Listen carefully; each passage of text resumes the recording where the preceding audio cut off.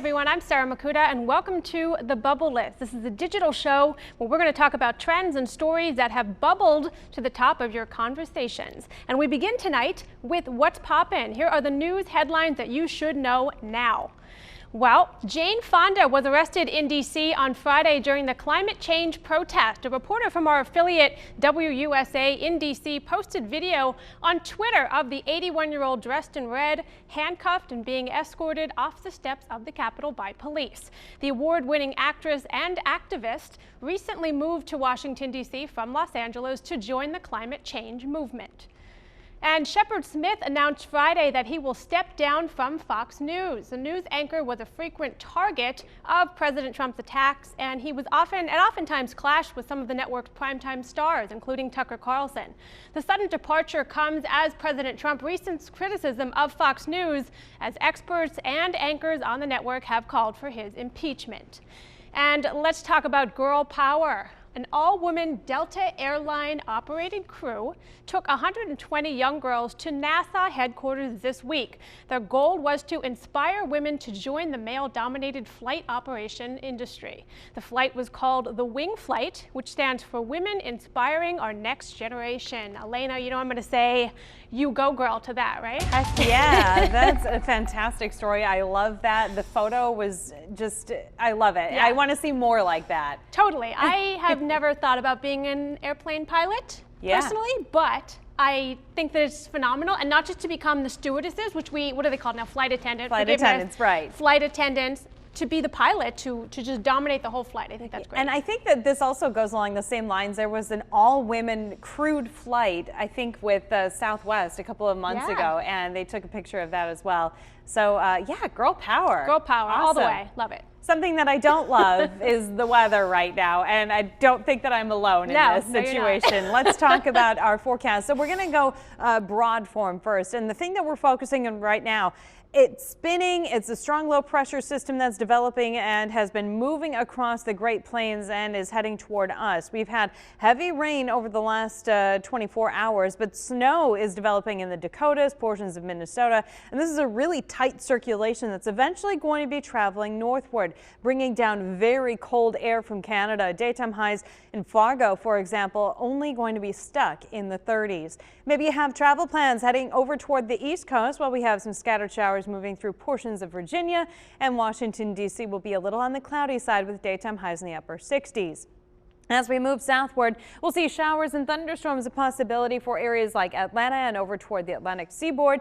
And as we move westward, Texas seeing a little bit of cloud cover, the heat finally starting to move on and move southward. We'll see daytime highs in the mid-80s as we head into the southern portion of Texas. So as we get over toward the western side, we're going to be seeing daytime highs in the low 80s for areas like California and Nevada. And as we move to the northwest, another round of rain moving onshore that will eventually be impacting us here in West Michigan. Now we'll talk about our forecast here in West Michigan in just a little bit, but that's a look at the nation. So it looks like it's a little bit busy all across the country in terms of weather. Busy and, you know, rain, and we're going to get rain tomorrow is what you're saying. Yeah, I think we are going to be seeing more rain, but yeah, we'll get to that in just a little bit. I don't want to spoil it, but it's not looking good for the rest of the weekend. All right, we're going to move into a segment that we like to call Talkers, and if you know anything about me, I love to talk, and I love to drag Elena into all my talking. So here are some of the stories that you've been sharing and talking all over social media. So the first one, I'm sure you've seen this, Ellen was spotted at the Cowboys game last weekend with former President George W. Bush.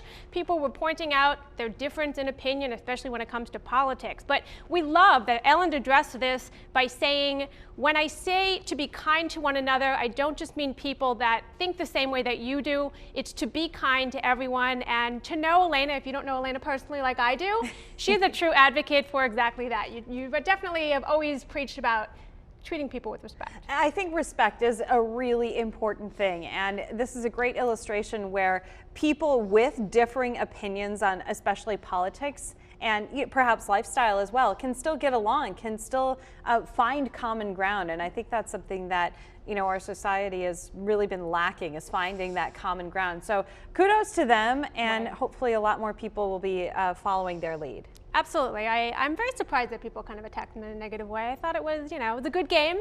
Yeah. We were Packers fans. Yeah, She loved that game. I loved the game, personally. Awesome. All right, let's move on to another hot topic of the month. It's Breast Cancer Awareness Month, and one person, still with the football genre, making headlines related to a cause is former Steelers player DEANGELO Williams. Now, in 2015, he started his nonprofit organization, which covers the cost of mammogram screenings for women. So far, he's been able to help over 500 women. He does this all in his mother's honor, who died of breast cancer in 2014. He also lost an aunt to the disease. Elena, breast cancer has been in my family. It's a very scary disease for all women and men. Right. It's just a horrible thing, but this is such a nice way to kind of honor his mother and to really, you know, another woman strong kind of a story. Yeah, that's great. And you know, as far as the NFL is concerned, there's so many players that have so many causes that are close to their heart, and I think that the organization really encourages them to you know, embrace those topics and get out into the community as well, and kind of start these organizations and benefits, and really just bring awareness to those causes that are close to their heart. So a really cool 100%. Story for sure. 100%. I love on the NFL, there's positive news coming out of the NFL, you know? All right, and back here at home, a 94-year-old woman showing off her daredevil spirit. She went skydiving for her birthday, and she's made history. Anna Jarkow, am I saying that right? Jarko Hartwig, yeah. She became the oldest skydiver, actually, and I had to jump out of an airplane in Grand Haven Airport, and I had the opportunity to interview her. Look at that face. I mean, her face just says it all. She's 94 years old. She's beautiful, yes. She was thrilled. She thought, you know, why not? Just go with it. She said she got inspired by President H.W. Bush when he went skydiving to celebrate. I think it was his either 70th or 80th birthday. That's right. And she told her family, "Oh, that looks like fun." At 94 years old, she said, "Oh, that looks like fun." So they got it for her as a present.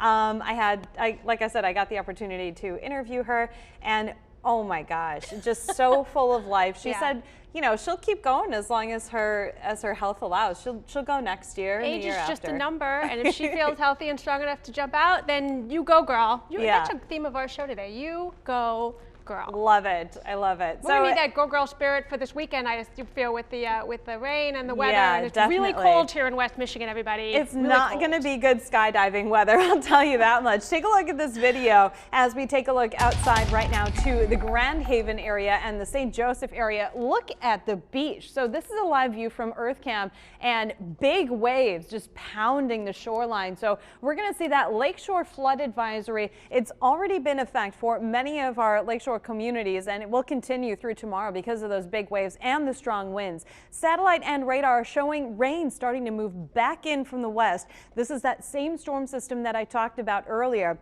You can even see a little bit of snow creeping in for the midsection of Wisconsin. I don't think we're going to see snow here, but definitely the rain.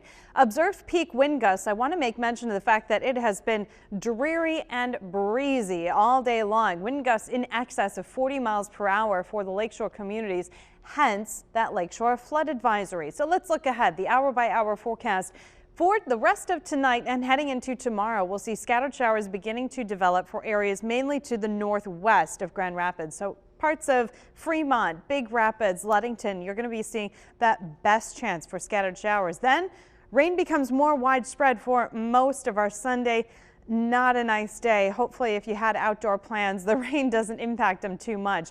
Let's talk about our forecast. Again, for the rest of tonight, that lakeshore flood advisory is still in effect from areas up north toward Ludington, all the way down towards South Haven. Overnight lows in the mid to low 40s. As we move inland, cooler still. We'll be dropping into the upper 30s for areas like Baldwin, also Reed City. And as we head south, we're dropping to 42 degrees in Grand Rapids, also for Kalamazoo and Battle Creek. A look ahead at the 13 on your side forecast. So daytime highs are going to be on the cool side for much of next week. Average high for this time of year in mid to late October, 62 degrees. We'll be stuck in the 50s all the way through our Thursday. Then we do begin a bit of a warming trend. We could hit 70 degrees or get very close to it as we move into next week, Monday, with a chance for some showers and thunderstorms. So active weather pattern, more rain in the forecast, and it looks like it might be a rough stretch as far as that rain is concerned. Well, at least we have something to look forward to down the road a little bit, right? I can look forward to that. Okay, let's take a look at what's happening across West Michigan. We're keeping with the girl power theme of the show, I guess, today. American veterans unveiled Michigan's first all-female post in Muskegon today. Post 77 recognizes women who served in the military. The vice president of Women Injured in Combat, which is a non-profit that emphasizes the sisterhood and assisted in the event today, says she's proud of what they've accomplished. And that is huge because it's been 75 years. We are no longer being the invisible veteran. When they talk about the invisible veteran, they're talking about women vets. We serve, we fight, we cry, we bleed. We come home, and when they say veterans, they're not talking about women who look like me. Women Injured in Combat is the second women's chapter in the AMVETS world. The first was opened in California in 2015.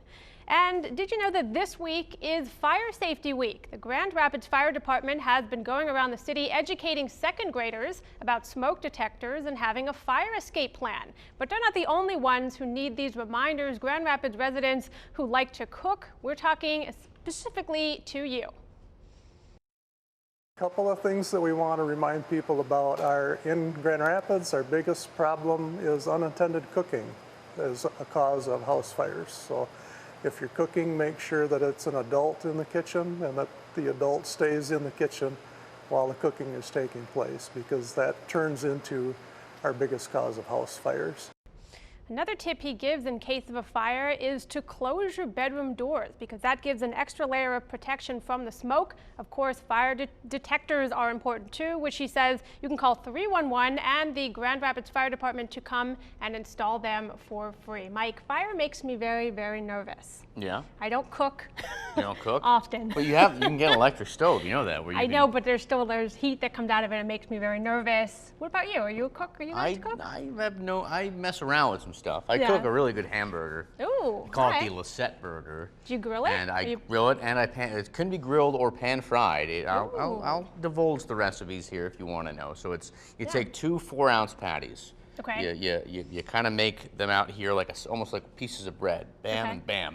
Then you fry up some bacon, some sautéed mushrooms, some jalapeno peppers, and some onions as well. You chop them up and you put them all into one thing. You saute them. You do that. You do this. Then you put them in the burger, and you kind of make like a kind of a mushroom, bacon, onion, sandwich. And then you smush it down. You get them together. And you fry up the burger. It is just a incredible explosion of flavor. Well, here I thought he was the sports guy. It turns out we actually have the cooking expert here on. That is how you make a Lisette burger. So, and that's scary. That sounds very mighty. All right, let's talk about sports. There's a lot going on today. Michigan won, right? Michigan won. Right? Okay, if you want to look at this from a straight up positive, the offense looked better than it did last week. Okay. They were playing Illinois, which isn't a really great team, so okay, but we'll still give them their offense look better. On the other hand, though, with this game, they were up 28-0 and Illinois got it down to 3, and they were still able to win. But I'm sure that's not something that Jim Harbaugh is going to be happy about. He wants to see his team push it from start to finish. Gotcha. So, but it's a win, so they're okay. A win. Michigan State, on the other hand. This was a rough one. Now again, in fairness to them, I mean, they went from playing 3rd-ranked Ohio State to now playing 4th-ranked Wisconsin. But, as bad as they were against Ohio State, they were probably even worse against Wisconsin today. They get shut out. They only had 119 yards of 49 yards of offense. 119 of those were passing, which means the rush game was completely silent. And Wisconsin exploded for 408 yards. So it was a really, really tough one, and I'm sure they're not happy. I feel bad for them. It's cold? It's cold. Oh, yeah, that's why they lost. All right, well, you're going to have highlights coming up after tonight's game. I am. After tonight's game in the show. We thank you all for tuning in. This is the Bubble List. Mike loves to be a part of it, don't you, Mike? I absolutely love it. It's great. Conversation that bubbles to the top. All right, stick around. We'll be back another time for more news and more fun on the Bubble List.